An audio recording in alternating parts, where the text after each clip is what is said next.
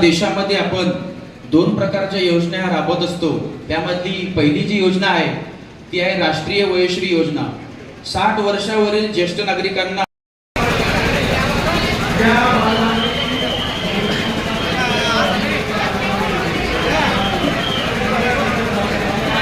या लाभार्थ्यांना या ठिकाणी आदरणीय साहेबांच्या हस्ते इलेक्ट्रिक सायकल या ठिकाणी दिली जाणार आहे. त्यांनी ती स्वीकारावी. भुजबळ साहेब तसेच उपस्थित मान्यवरांच्या शुभ हस्ते लाभार्थ्यांना प्रातिनिधिक स्वरूपात उपकरणांचे वितरण यानंतर या ठिकाणी स्वीकारावा ही विनंती. त्यानंतर विकास बाबू आहे TLM की हॉस्टेल, त्याचबरोबर कलाकारांसाठी महात्मा फुले नाट्यगृह, खेळाडूंसाठी क्रीडा संकुलन आणि शासकीय कार्य योजनेची भूमिका आणि आजच्या उपक्रमाची माहिती आपणा सर्वांना करून देण्यासाठी मी सन्माननीय डॉक्टर किरण पवार साहेब. सरकारची संकल्पना आहे प्रधानमंत्री दिव्यांश केंद्र. आता हे दिव्यांश केंद्र म्हणजे नक्की काय? जसं प्रत्येक ठिकाणी प्रत्येक डिपार्टमेंटचं तुमचं ऑफिस असतं शासकीय यंत्रणेचं, परंतु दिव्यांगांना आणि ज्येष्ठ ही व्यक्तीची मर्यादा नाही. समाजाने त्या व्यक्तीला जर संधी उपलब्ध करून दिली देत नाही ही खरी अडचण आहे.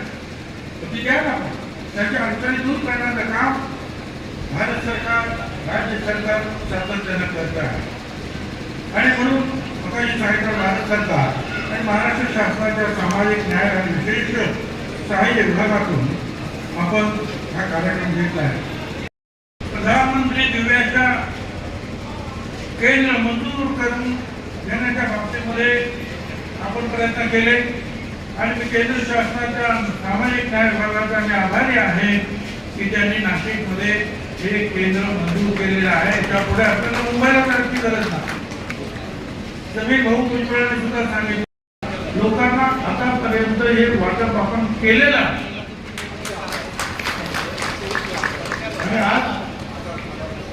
आणि आज 4,500 कुठे जेवढ्यांना आपल्याला देता येईल तेवढ्यांना आपण ते काम करायला पाहिजे.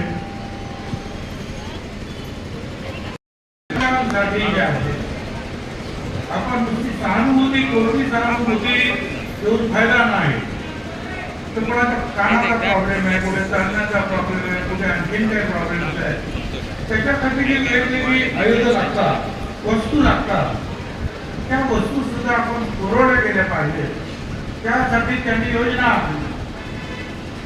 आपले रामदासजी आठवले हे राज्यमंत्री आहेत त्या विभागात.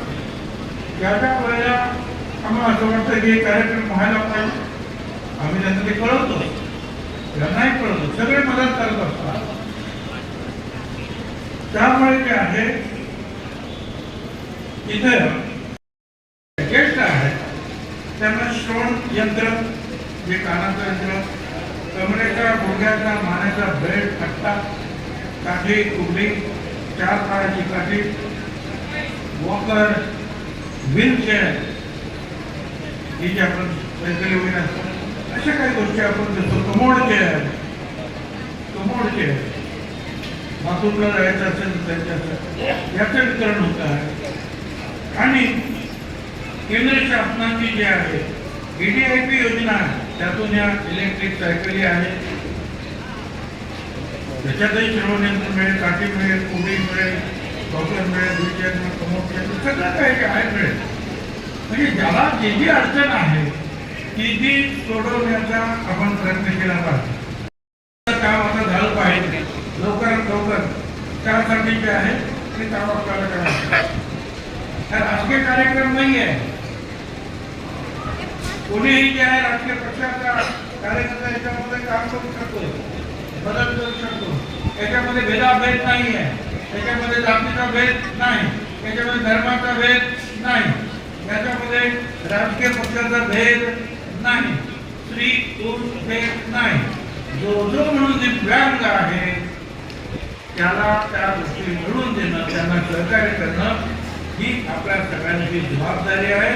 आणि हे जे गरजू नागरिक आहेत ते वंचित राहता कामा नये या गोष्टीपासून ते आपल्याला पाहावं लागतं.